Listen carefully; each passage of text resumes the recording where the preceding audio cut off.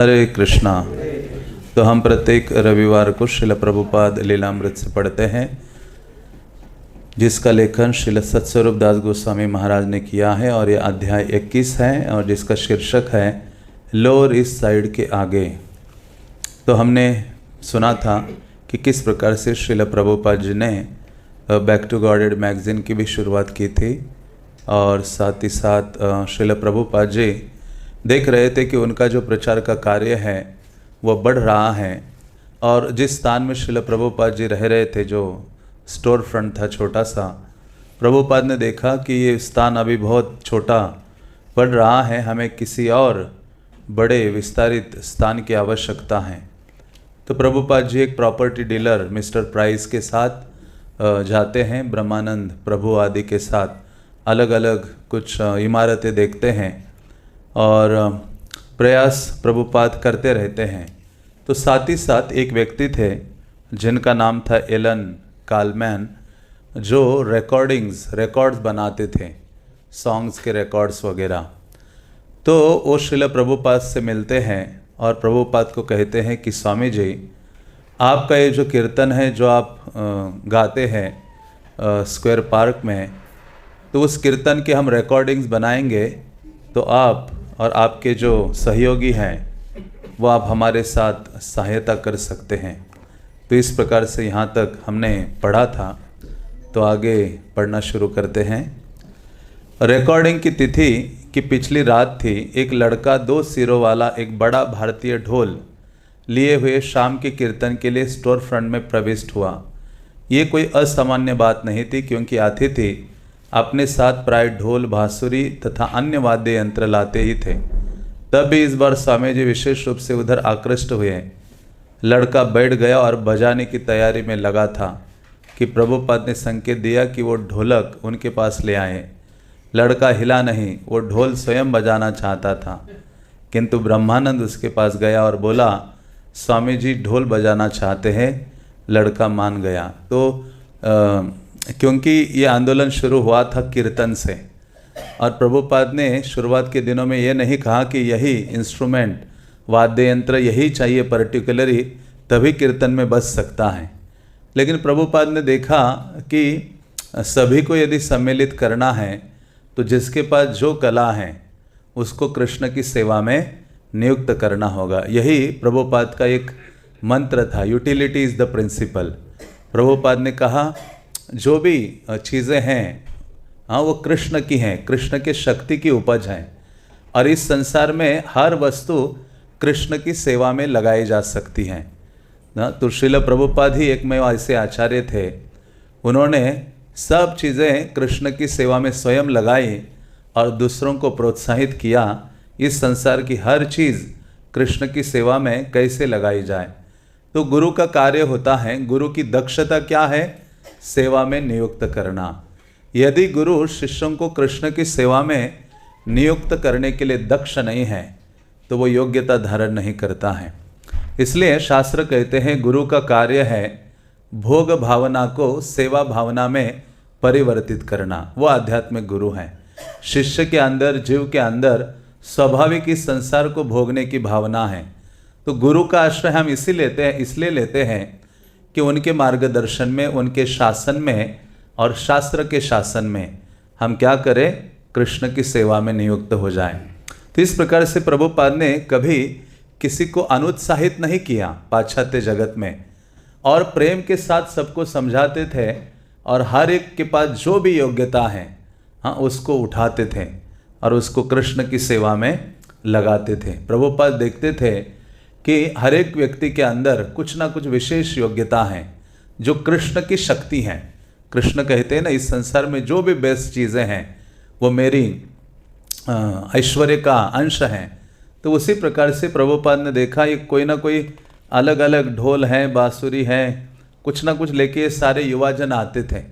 सबको लगता था कि मेरा भी कुछ कंट्रीब्यूशन होना चाहिए, कीर्तन में मुझे बैठे नहीं रहना चाहिए, मुझे क्या करना चाहिए? बजाना चाहिए। तो ये सारे हिप्पीज थे, हाँ, वो कुछ ना कुछ लेके, वाद्य यंत्र लेके पहुँचते थे और प्रभुपाद के पास ये पहुँचे। वो ढोलक ही था, हाँ, ढोल तो बहुत बड़ा होता है ना, ये ढोलक, हाँ, लेकर वहाँ पहुँचे। तो वो चाहता था कि मैं बजाऊं, लेकिन स्वामी जी ने कहा कि मेरे पास लाओ, हाँ मैं बजाऊंगा। तो ब्रह्मानंद प्रभु यहाँ कहते हैं, उनका ये वार्ता दी है। ब्रह्मानंद वो बोल रहे हैं, स्वामी जी ढोल बजाने लगे और उनके हाथ ढोल पर जैसे नृत्य कर रहे हो। हर एक विस्मय विमुग्ध था कि स्वामी जी ये सब जानते हैं। मैंने अभी तक केवल बोंगो ड्रम देखा था, इसलिए मैं समझता था कि वही उपयुक्त भारतीय ड्रम है। लेकिन जब ये 2 सिरों वाला ड्रम जाने कहाँ से प्रकट हुआ और स्वामी जी उसे कुशल संगीतज्ञ की तरह बजाने लगे, तो उससे बोंगो ड्रम की अपेक्षा भावनामृत की सृष्टि 100 गुना अधिक हो गई। तो प्रभुपाद तो बहुत दक्ष थे। हाँ, जैसे हमने कितनी बार चर्चा की है कि जैसे एक वीडियो भी आप देखते प्रभुपाद का मृदंग बजा रहे हैं, प्रभुपाद उस मृदंग को ऐसे दिखाते हुए कहते थे कि मेरे पिताजी चाहते थे कि मैं ऐसा बनूं, मतलब कीर्तन करने वाला और भागवत पर प्रवचन देने वाला। प्रभुपाद ने बोला है कि मेरे पिता की इच्छा थी कि मैं कीर्तन करने वाला बनूं और श्रीमद् भागवतम की व्याख्या, भागवतम का प्रवचन देने वाला दक्ष व्यक्ति बनूं। तो प्रभुपाद जी को कभी देखा नहीं था इन हिप्पीज ने कि ये मृदंग भी बजाते हैं। अभी तो मृदंग का प्राकट्य ही नहीं हुआ, मृदंग तो देखा ही नहीं। जो ढोलक होता है भारत के अलग अलग मंदिरों में बजाते हैं ना, माताएं भी बजाती है और सब, तो ये ऐसा ढोलक वहाँ पहुँच गया कहाँ। और वो प्रभुपाद तो दक्ष थे मृदंग बजाने में पहले से ही, बाल्यकाल से ही। और प्रभुपाद आप देखिए 70 साल की आयु में वो भी उनके मृदंग पर, उस ढोलक पर हाथ, ब्रह्मानंद प्रभु कह रहे नाच रहे थे हाथ, इतना दक्षता के साथ हाँ प्रभुपाद जी बजा रहे थे। और ये सब देखकर सब विस्मित हो जाते हैं। कीर्तन के बाद प्रभुपाद ने लड़के से पूछा कि क्या अगली रात में होने वाले रिकॉर्डिंग के लिए वो ढोल उधार ले सकते हैं। लड़का पहले अनिच्छुक प्रतीत हुआ, लेकिन भक्तों ने वादा किया कि वे अगले दिन ढोल उसे वापस पहुंचा देंगे। तो वो राजी हो गया और बोला कि ढोल लेकर वो अगले दिन शाम को आएगा। जब लड़का बगल में ढोल दबाए उस रात स्टोर फ्रंट से चला गया, तो भक्तों ने सोचा कि वे उस लड़के या उसके ढोल को अब कभी नहीं देखेंगे। किंतु दूसरे दिन स्वामी जी के स्टूडियो के लिए प्रस्थान के कुछ घंटे पूर्व ही वो लड़का ढोल लिए हुए आ गया। हाँ, तो क्योंकि रिकॉर्डिंग होने वाला था, उन दिनों बहुत इसका क्रेज़ था, मतलब बहुत लोग सुना करते थे अलग अलग जो गाने हैं। और ये हरे कृष्ण गान तो किसी ने सुना नहीं था। प्रभुपाद ने उस गार्डन में जब कीर्तन किया तो धीरे धीरे अखबारों में और कई जगह प्रसिद्धि हुई। तो एलन जो कालमैन है, उन्होंने कहा था प्रभुपाद को कि हम रिकॉर्डिंग करते हैं आपके कीर्तन का। तो प्रभुपाद जी तुरंत तैयार हो जाते हैं। प्रभुपाद चाहते हैं कि ये जो कृष्ण ध्वनि है किसी ना किसी प्रकार से थोड़े से लिमिटेड लोगों तक सीमित नहीं होनी चाहिए। ये क्या है, दूर तक पहुंचनी चाहिए, ज़्यादा से ज़्यादा लोगों तक हमें पहुंचना होगा। इसलिए प्रभुपाद ने इस आंदोलन में इतनी सारे तरकीबें शुरू की है कि जिसके द्वारा किसी ना किसी प्रकार से ज़्यादा लोगों तक ये संदेश पहुंचाओ, उनके कान में कृष्ण नाम सुनाओ, कृष्ण कथा सुनाओ, अधिक से अधिक जीवों तक पहुंचने का ये आंदोलन है। तो ये जो लड़का, उसको बोला था कि अरे तुम्हारा ढोलक यहाँ रखो, कल हम यूज़ करेंगे रिकॉर्डिंग के लिए, फिर ले जाना। लेकिन वो बैठा रहा, बातें करते रहा, अचानक ऐसे यहाँ दबा कर ढोलक ले गया। सबने सोचा ये आने वाला नहीं है, लेकिन प्रभुपाद जी को जाना था दूसरे दिन रिकॉर्डिंग के लिए। तो वो जो युवा हैं वो अपना ढोलक लेकर वहाँ पहुँच जाता है। दिसंबर की ठंडी रात थी। स्वामी जी अपनी रोज की केसरिया धोती, ट्वीड का ओवरकोट और भूरे रंग के जूतों का जोड़ा, जिसने काफ़ी पहले उनके सफ़ेद नोकदार रबर के जोड़े का स्थान ले लिया था, धारण किए हुए लगभग अपने 15 शिष्यों और उनके वाद्य यंत्रों के साथ रूपानोक की गाड़ी में बैठकर रिकॉर्डिंग स्टूडियो के लिए चल पड़े। अभी प्रभुपाद का एक अपनी सेना तैयार हो गई थी। वो अकेले नहीं थे। न्यूयॉर्क की सड़कों में वो कभी कभी अपने लिए सब्जियां आदि लाने के लिए अकेले घूमते थे। हाँ, लेकिन अभी प्रभुपाद के पास ये जो समर्पित भक्तों की एक टोली हो गए थे, जो प्रभुपाद की बात मानने के लिए तैयार थे, प्रभुपाद के प्रति समर्पण और सेवा की भावना उनके अंदर थे। तो ये और एक डिवोटी थे रूपानोक, उनकी गाड़ी में बैठकर प्रभुपाद जी अपने 15 युवा शिष्यों के साथ निकल पड़े हैं। तो ब्रह्मानंद कहते हैं, हमारा रिकॉर्डिंग तुरंत शुरू नहीं हुआ क्योंकि हमसे पहले का दल वहाँ उपस्थित था, अतः हम लोग टहलने के लिए टाइम स्क्वायर में चले गए। हम स्वामी जी के साथ वहाँ खड़े होकर चमकते हुए प्रकाश और ऐन्द्रिक तृप्ति की तमाम वस्तुओं को देख रहे थे। तभी एक स्त्री स्वामी जी के पास आई और कहने लगी, ओ आप कहाँ से आए हैं? उसकी आवाज़ बहुत तेज और अधिकार युक्त थी। स्वामी जी बोले, मैं भारत से आया एक सन्यासी हूँ। उसने कहा, ओ कितना अच्छा है, आपसे मिलकर प्रसन्नता हुई। उसके बाद उसने स्वामी जी से हाथ मिलाया और चली गए। स्टूडियो में भक्तों को नियमित संगीतज्ञों की टोली के रूप में लिया गया। एक रॉक संगीतज्ञ ने उनसे पूछा कि उनकी टोली का नाम क्या था। हयग्रीव हंसकर बोला, हरे कृष्णा चांटर्स, मतलब हरे कृष्णा गाने वाले जो संगीत का संकीर्तनकारी भक्त। बेशक अधिक भक्त संगीतज्ञ नहीं थे, तब भी तंबूरा, बड़ा हारमोनियम और ताल देने वाले अन्य यंत्र आदि जो वे लाए थे ऐसे थे जिन्हें वे कीर्तन में महीनों से बजाते आ रहे थे। अतः जब वे स्टूडियो में प्रविष्ट हुए तो उन्हें विश्वास था कि वे अपना खुद का संगीत उत्पन्न कर सकते हैं। वे अपने स्वामी जी का केवल अनुसरण करते थे। स्वामी जी जानते थे कि कोई वाद्य यंत्र कैसे बजाया जाता है और शिष्य जानते थे कि उनका अनुसरण कैसे किया जाता है। वे अन्य संगीतज्ञों की टोली की तरह नहीं थे। उनका संगीत केवल संगीत नहीं था, वो कीर्तन, ध्यान और पूजा भी था। तो वो जो स्टूडियो था उसमें सारे भौतिक जो गाने आदि है उनके लिए भी रिकॉर्ड करने के लिए अलग अलग जो टीम्स हैं आते थे लोग। हाँ, लेकिन ये पहली बार कोई आध्यात्मिक साधु वहाँ प्रवेश कर रहा है।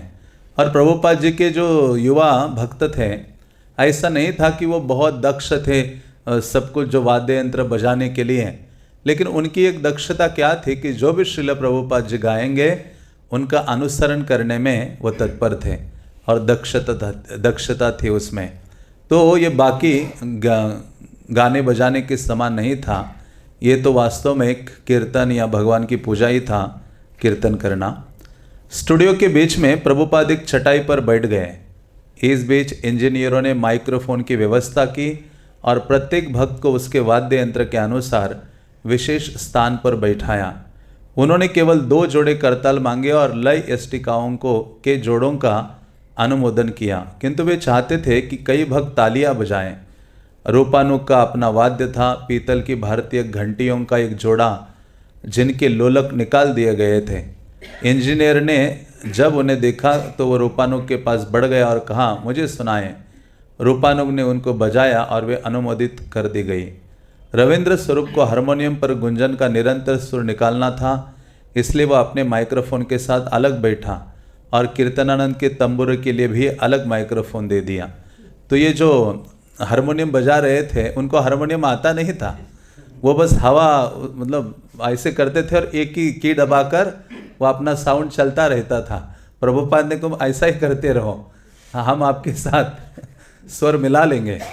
तो इस प्रकार से प्रभुपाद का ऐसा कीर्तन टीम था। लेकिन प्रभुपाद कभी अनुत्साहित नहीं हुए और किसी को निरुत्साहित नहीं किया। हाँ, लेकिन सबको प्रोत्साहित करते थे प्रभुपाद और खुद भी तत्पर थे कीर्तन करने के लिए। स्टूडियो के बीच में प्रभुपाद एक चटाई पर, जब इंजीनियर सब तरह से संतुष्ट हो गए तो उन्होंने भक्तों को आरंभ करने का संकेत किया। स्वामी जी ने अपना ढोल बजाते हुए कीर्तन आरंभ किया। मंजीरों, यष्टिकाओं और तालियों की ध्वनियाँ भी योग देने लगी। इस तरह कीर्तन करीब 10 मिनट तक चलता रहा, जब तक कि एक इंजीनियर ने शिष्य के स्टूडियो से निकलकर उसे रोकने को नहीं कहा। ब्रह्मानंद तालियां अधिक जोर से बजा रहा था, जिसने असंतुलन पैदा हो रहा था। इंजीनियर अपने स्टूडियो में वापस गया, अपना हेडफोन पहना, देखा कि संतुलन ठीक है। तब उसने दूसरी बार कीर्तन आरंभ करने का संकेत दिया। इस बार वो पहले से अच्छा था। तो इस प्रकार से थोड़ा कष्ट था, लेकिन सब लोग अपना अपना कार्य कर रहे थे और प्रभुपाद के प्रसन्नता के लिए, प्रभुपाद की इच्छा की पूर्ति के लिए प्रभुपाद की सहायता कर रहे थे। पहले तंबूरे की ध्वनि उसकी उन अनुगूंज के साथ सुनाई दी।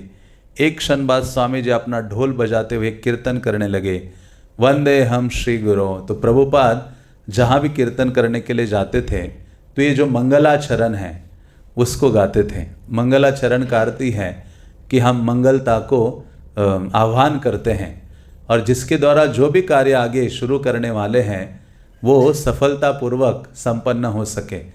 इसलिए मंगलाचरण का ये भी उद्देश्य है कि गुरु और भगवान और कृष्ण, वैष्णव का, गुरु का और भगवान का स्मरण करना मंगलाचरण में, कि तीनेर स्मरण है विघ्न विनाशन। कृष्णदास कविराज लिखते हैं कोई भी कार्य आप करते हैं उसके शुरुआत में हम 3 व्यक्तित्वों का स्मरण करना चाहिए। एक है आध्यात्मिक गुरु का, दूसरा है महानतम वैष्णवों का, और तीसरा है कृष्ण का। जब हम करते हैं तीनों का स्मरण तो कोई भी जो कार्य है सेवा का आदि उसमें कभी बाधा नहीं आती, सफलतापूर्वक वो कार्य जो है संपन्न होता है। इसलिए कृष्णदास कविराज जब 90 साल की आयु थी और राधा कुंड के तट पर बैठकर चैतन्य चरितामृत ग्रंथ को लिख रहे थे और वो कह रहे थे ना देखे नयने, मुझे आंखों से दिखाई नहीं दे रहा है मैं क्या लिख रहा हूँ। हाँ, लिखिते कापिते कर, जब मैं लिख रहा हूँ तो मेरे जो हाथ काँप रहे हैं, लेकिन मैं देख रहा हूँ कि केवल ये गुरु वैष्णव और कृष्ण की कृपा से इसका लेखन संपन्न हो रहा है। हाँ, तो इस प्रकार से अंततः कृष्णदास कविराज महानतम ग्रंथ वो प्रस्तुत करते हैं केवल गुरु वैष्णव और कृष्ण की कृपा से।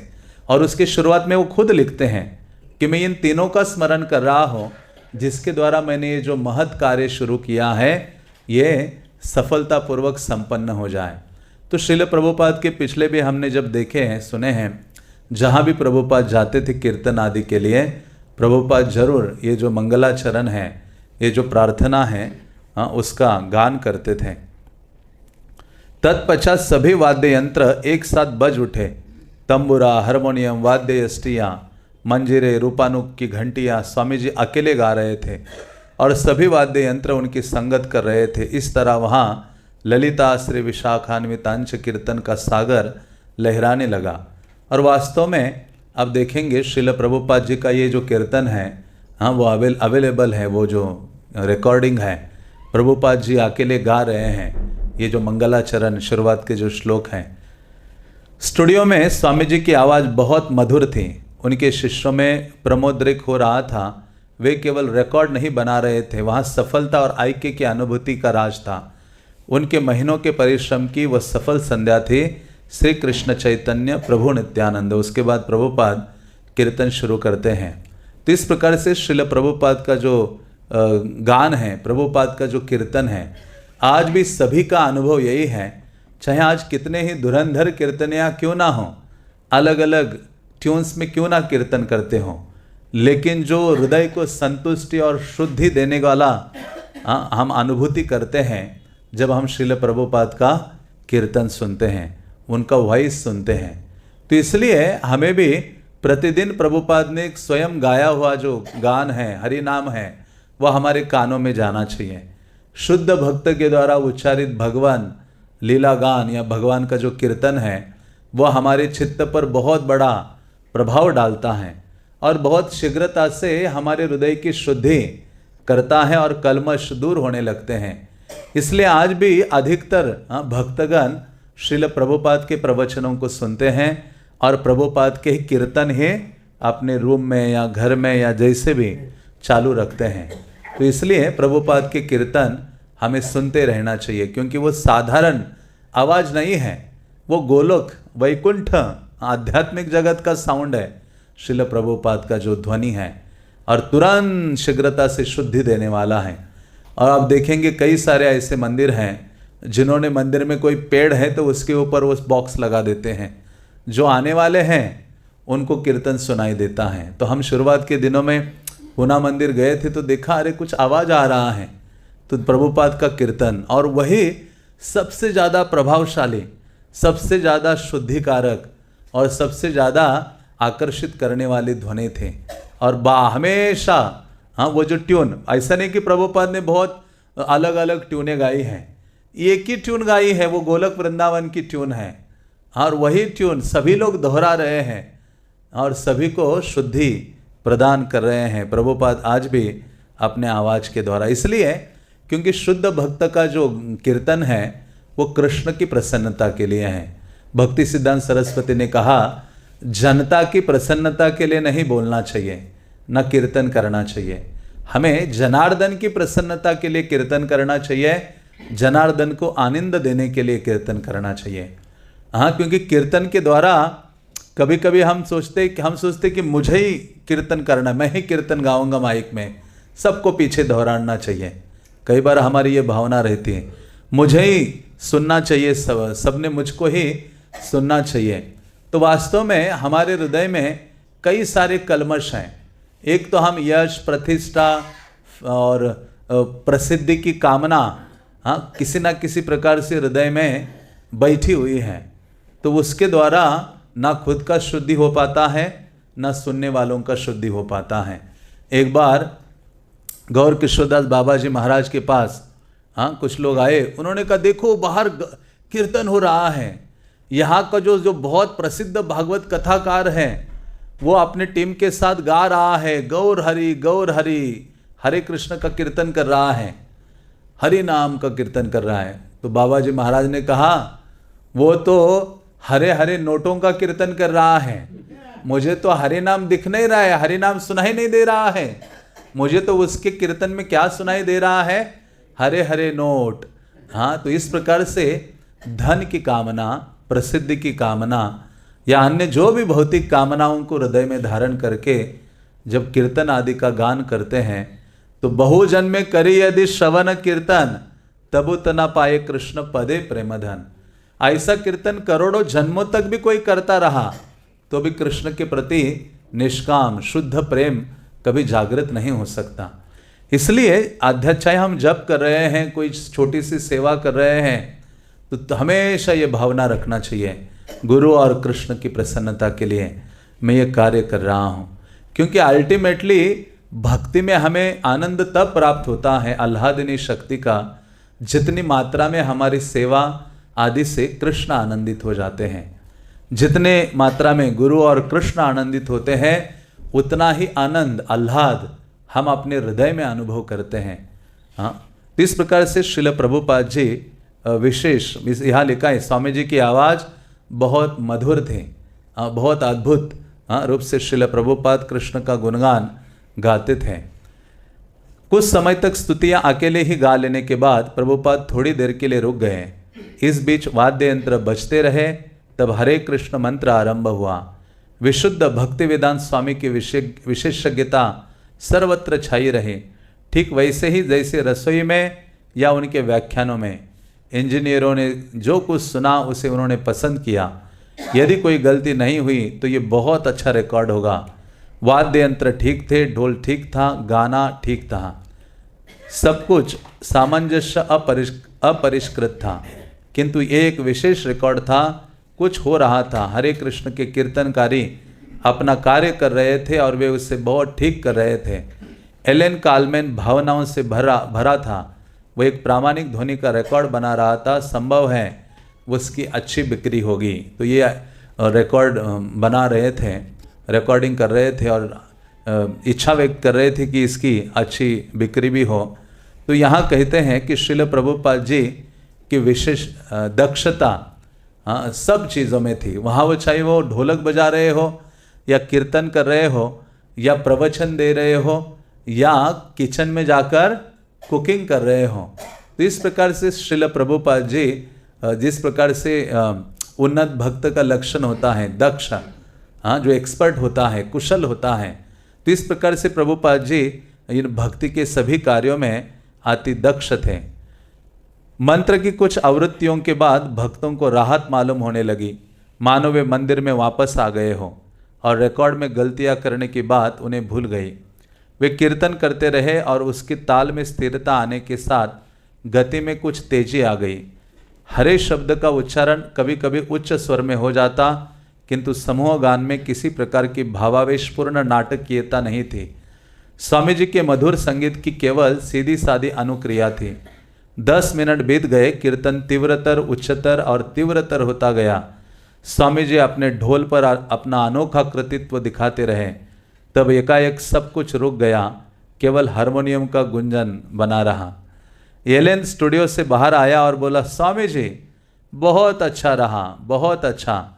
क्या आप कार्यक्रम जारी रखेंगे और अपना भाषण अभी आरंभ कर देंगे या आप बहुत थक गए हैं?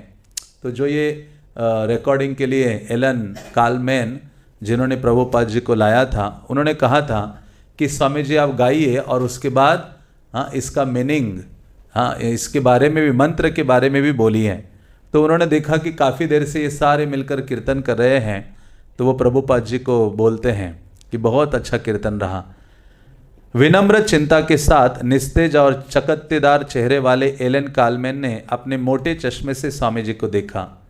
स्वामी जी थके लग रहे थे, लेकिन उन्होंने उत्तर दिया, नहीं, मैं थका नहीं हूँ। तब भक्तगण स्वामी का पहले से तैयार भाषण सुनने के लिए स्टूडियो में बैठ गए। संवेदना से पूर्ण भक्तों ने सोचा कि बलाघात के बावजूद स्वामी जी का उच्चारण बहुत स्पष्ट था और वे अपने आलेख से कुशल वक्ता की तरह पढ़ रहे थे। जैसा कि रिकॉर्ड एल्बम के आवरण पर बताया गया है, हरे कृष्ण कृष्ण कृष्ण हरे हरे, हरे राम राम राम हरे हरे।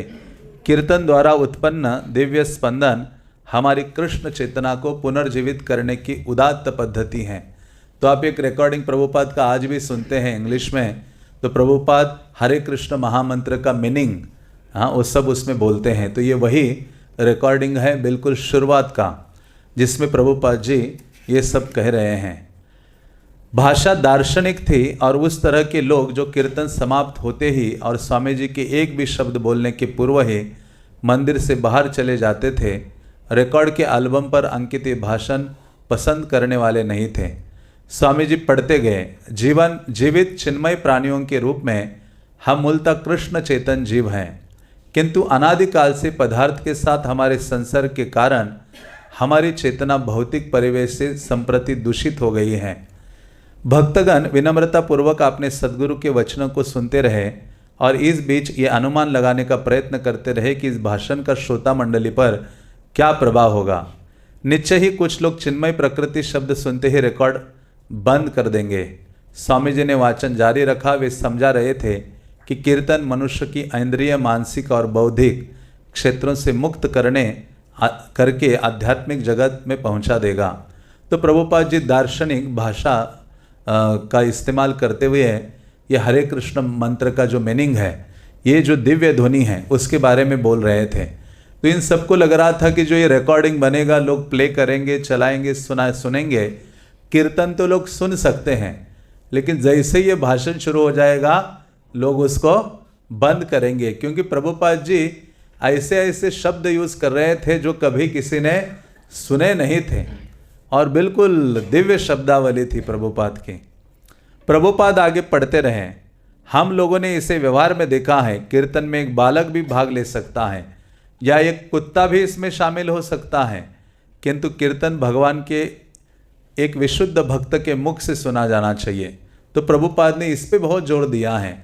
आप प्रभुपाद के भागवत, चैतन्य चरितामृत आदि के तात्पर्य भी पढ़ते हैं, तो प्रभुपाद इस पर जोर देते हैं कि कृष्ण कथा विशुद्ध वैष्णव के द्वारा ही हमें श्रवण करनी चाहिए। सर्पोचिष्ट यथापयम, सनातन गोस्वामी का वो श्लोक प्रभुपाद जी हमेशा तात्पर्य में उद्धृत करते हैं।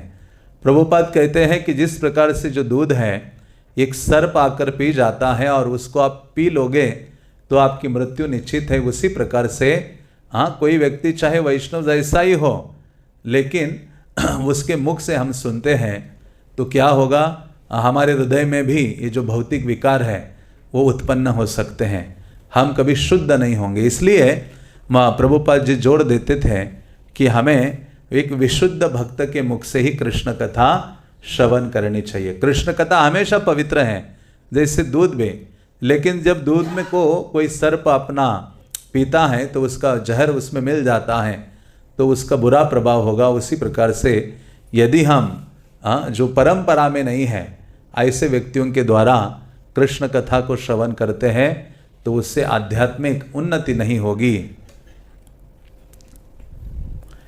और वे अंत तक पढ़ते चले गए। अतः इस युग में आध्यात्मिक साक्षात्कार का इससे बढ़कर और कोई प्रभावशाली साधन नहीं है।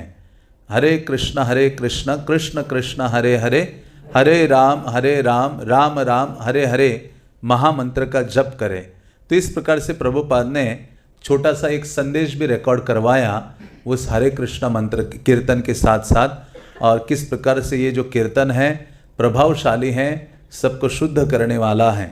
इस प्रकार से प्रभुपाद ने अपना जो संदेश है वो दिया था। एलेन पुनः स्टूडियो से भागता हुआ प्रभुपाद के पास आया। उसने कहा यह बहुत सुंदर था। उसने कहा कि उन लोगों ने भाषण में किंचित प्रतिध्वनि रिकॉर्ड कर ली है जिससे भाषण श्रोता के लिए विशिष्ट बन जाए। चश्मे को अंगुलियों से पीछे हटाते हुए उसने कहा, आप भाषण गली और से लगभग 10 मिनट और बचे हैं। क्या आप पुनः कीर्तन करना पसंद करेंगे अथवा क्या आप बहुत देर हो चुकी है? प्रभुपाद मुस्कुराए, नहीं, बहुत देर नहीं हुई है। वे अपने सदगुरु की स्तुतियां गान करेंगे। प्रभुपाद के शिष्य स्टूडियो की चारों ओर चक्कर लगाते हुए अपने सदगुरु और इंजीनियरों के प्राविधिक कार्यकलापों को शीशे की पिछली ओर से देखते रहे और प्रभुपाद ने अपना गायन आरंभ किया। हारमोनियम की गूंज फिर सुनाई देने लगी। उसके बाद तंबूरे और ढोल बजे, लेकिन पहले से लय का समूह बहुत कम था।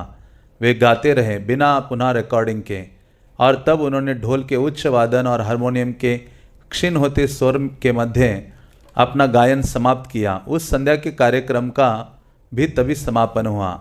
एलेन पुनः बाहर आया और स्वामी जी को इतने धैर्यवान और सफल स्टूडियो संगीतज्ञ होने के लिए धन्यवाद दिया। प्रभुपाद आप भी बैठे थे। उन्होंने स्वीकार किया, अब हम लोग थक गए हैं। एकाएक स्टूडियो के लाउडस्पीकर यंत्र पर हरे कृष्ण कीर्तन का पूरी प्रतिध्वनि के साथ प्रतिश्रवण होने लगा। जब प्रभुपाद ने कीर्तन का सफल रिकॉर्डिंग सुना तो वे प्रसन्न हो गए और उठकर नाचने लगे। स्वयं का ही कीर्तन जो प्रभुपाद गाए थे वो चलाया गया वहाँ और उसको सुनकर प्रभुपाद नाचते हैं। वे भावातिरेक में नृत्यरत महाप्रभु चैतन्य की शैली में आगे पीछे दोलायमान होते हुए और कटी प्रदेश को किंचित झुकाते हुए नृत्य में लीन हो गए। निर्धारित कार्यक्रम समाप्त हो चुका था। अब स्वामी जी अपने पुनः स्फूर्त भावनाओं से उस सायंकाल का सर्वोत्तम कार्यक्रम प्रस्तुत कर रहे थे। जब वे नृत्य करने लगे तो उनके अर्ध सुषुप्त शिष्य चौंक उठे और खड़े होकर उन्हीं की शैली में वह नृत्य करने लगे और शीशे के पीछे रिकॉर्डिंग कक्ष में इंजीनियर भी अपने हाथ उठाकर नृत्य और गायन करने लगे। बर्फ जैसी ठंडी मैनहट्टन की उस संध्या में जब प्रभुपाद स्टूडियो से विदा लेकर जा रहे थे, उन्होंने श्रीमान कालमैन से कहा, अब आपने अपना सर्वोत्तम रिकॉर्ड बनाया है।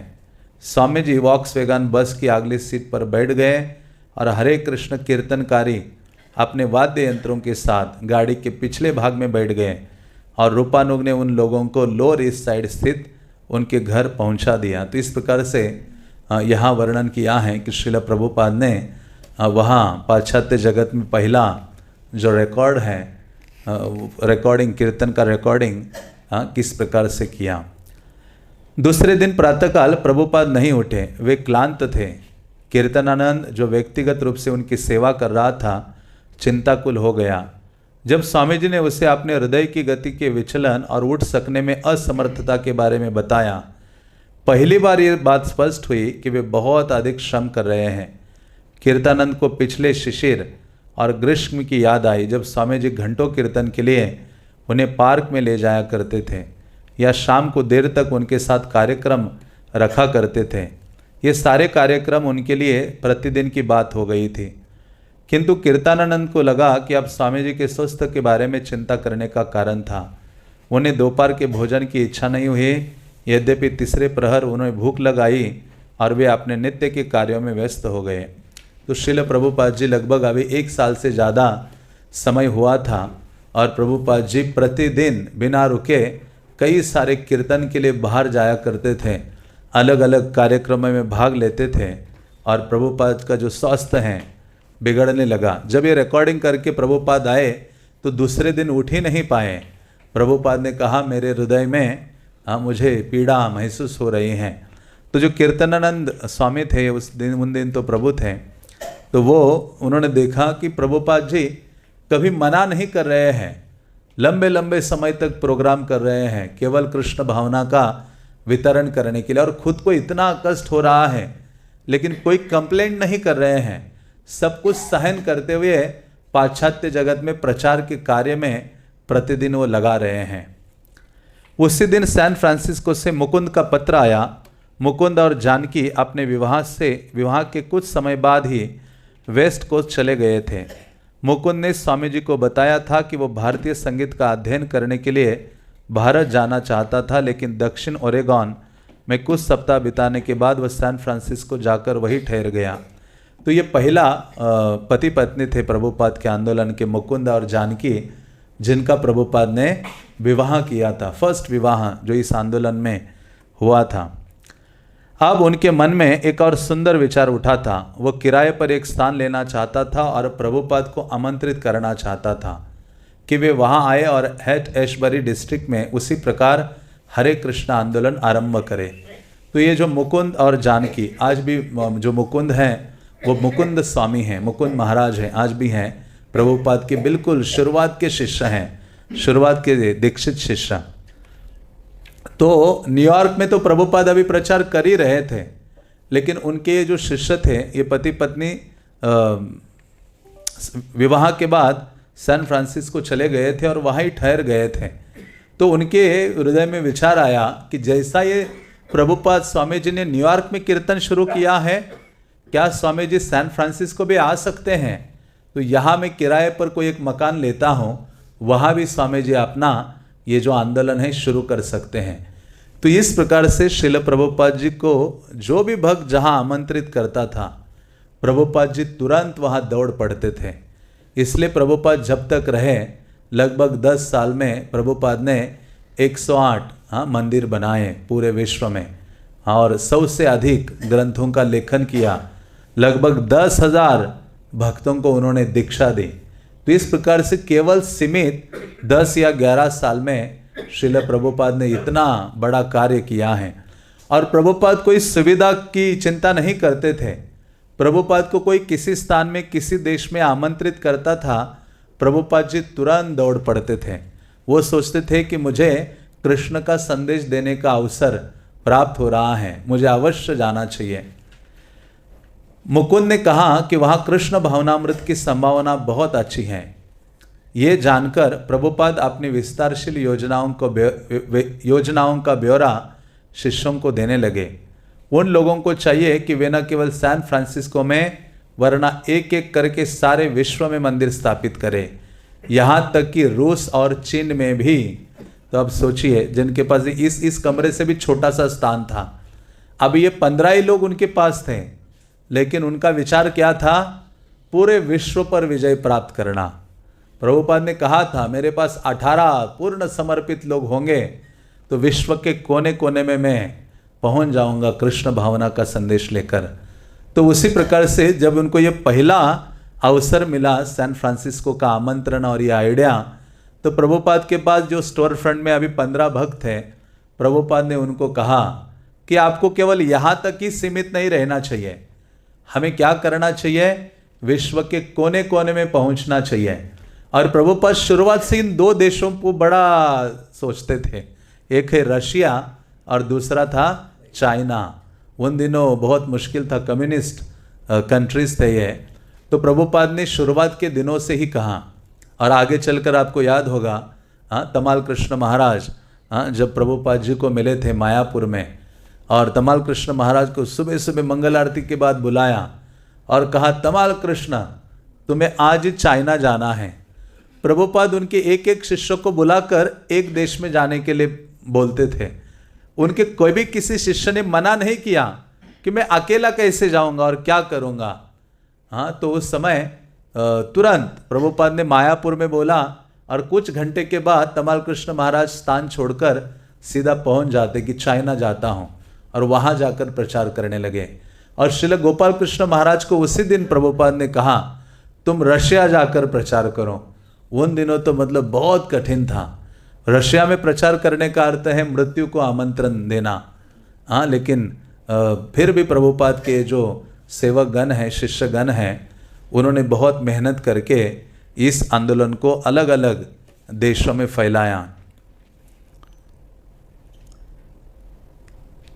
उन्हें भगवद गीता को भी विभिन्न भाषाओं में प्रकाशित करना चाहिए, और उनकी योजना श्रीमद् भागवत के सभी खंडों का अंग्रेजी में अनुवाद करने और उसके बाद भक्तों का एक दल लेकर भारत वापस जाने की थी। तो प्रभुपाद की ये योजना थी कि भागवतम को पूरा में कंप्लीट करूँ, प्रकाशित करूँ, प्रिंट करूँ और भारत जब वापस जाऊं तो भक्तों का, अमेरिकन भक्तों का एक बड़ा ग्रुप लेकर चला जाओ भारत। भक्तों ने प्रभुपाद की ये बातें सुनी और वे आश्चर्यचकित हो गए। कीर्तानंद को सवेरे प्रभुपाद के खराब स्वास्थ्य के जो चिंताजनक लक्षण दिखाई दिए थे और जो विचार उसके मन में उठे थे वे सब उसे भूलने लगे। उसने सोचा यदि कृष्ण की इच्छा हुई तो स्वामी जी कुछ भी कर सकते हैं। तो प्रभुपाद जी भी सदैव भगवान की इच्छा पर ही निर्भर होते थे और लेकिन अपना प्रयास पूरा करते थे। कुछ भी हो कृष्ण की इच्छा को सोचते हुए उसको स्वीकार करते थे। 19 नवंबर को जब प्रभुपाद अपनी सवेरे की कक्षा लेने के लिए नीचे आए तो अपने साथ वे सामान्य भूरे रंग के स्थान पर लाल रंग का बड़ा सा ग्रंथ लिए थे, किंतु किसी ने इस अंतर पर ध्यान नहीं दिया। सदैव की तरह उन्होंने अपने गुरु महाराज के प्रति कोमल स्वर में स्तोत्र गायन आरंभ किया। उनके बोंगों से निकलने वाली क्षीण लय उनका साथ दे रही थी।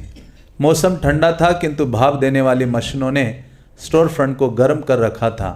अब घर के बाहर कीर्तन का आयोजन नहीं होना था। मैनहट्टन में ग्रीष्म ऋतु में नगर खूब खुला रहता है किंतु जाड़े में कसकर बंद रहता है। इसका तात्पर्य यह था कि शाम की कक्षाओं के समय दरवाजे के बाहर शोरगुल करने वाले बच्चे नहीं होंगे।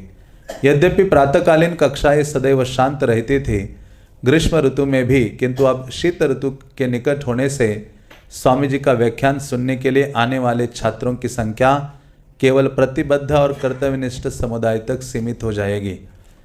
26 सेकंड एवेन्यू में इस्कॉन को आरंभ करते हुए 4 महीने बीत गए थे।